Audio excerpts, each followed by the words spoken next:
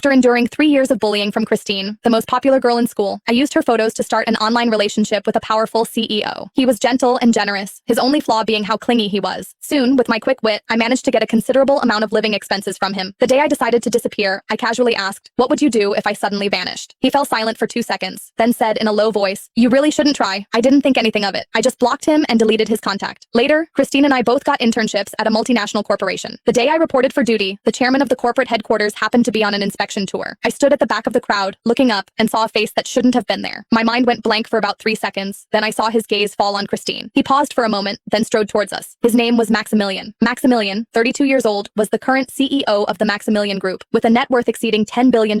He was wearing a dark gray suit I'd picked out for him myself. His broad shoulders were straight, cuffs meticulously folded, steps steady and controlled. He was like an unsheathed blade. I lowered my face slightly, my heart pounding a bit too fast. Mr. Davies, our manager, whispered to us, "Mr. Maximilian rarely visits. Just act normal. He won't bother with interns." Before he could finish, Maximilian slowed his pace. A cufflink suddenly came loose from his sleeve, bounced twice on the floor, and rolled to Christine's feet. Maximilian stopped. More accurately, he stopped right in front of Christine. They stood face to face, one cold, one captivating, no more than an arm's length apart. His secretary, Mr. Stone, was already bending down to pick it up. Maximilian raised a hand to stop him. Christine's eyelashes fluttered. She understood, bent down, picked up the cufflink, and blushing, handed it over. "Mr. Maximilian, Maximilian wasn't in a hurry to take it. He lowered his eyes and took a small step closer to Christine. A fragrance that blended oud and citrus wafted over. I knew that scent. Last fall, I'd tried it bottle by bottle at a duty-free counter, eventually bought it, and sent it to him by mail. I pursed my lips, subtly averting my gaze. Maximilian stared at Christine's face for a long time. Something churned in his eyes. It was hard to tell, like rediscovery mixed with a hint of hurt. Christine held out the cufflink, waiting for a while, then couldn't help but softly call out,